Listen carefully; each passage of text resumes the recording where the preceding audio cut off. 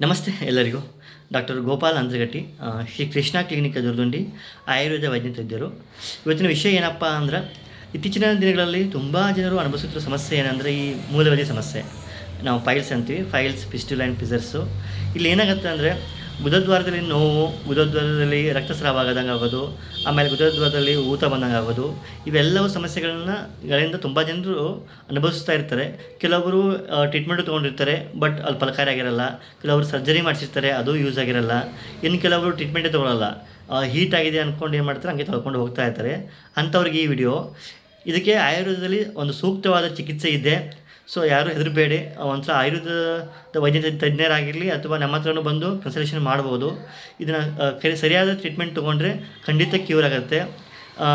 ಯಾರಿಗೆ ಬರೋಕ್ಕಾಗದೇ ಇದ್ದರೆ ನನ್ನ ಕೆಳಗಡೆ ನಂಬರ್ ಕೊಟ್ಟಿರ್ತೀನಿ, ಆ ನಂಬರ್ಗೆ ಕಾಲ್ ಮಾಡಿ ಕನ್ಸಲ್ಟೇಷನ್ ಕೂಡ ಮಾಡ್ಬೋದು. ಸೊ ದಯವಿಟ್ಟು ಇದ್ರ ಬಗ್ಗೆ ಕಾಳಜಿ ವಹಿಸಿ. ಧನ್ಯವಾದಗಳು.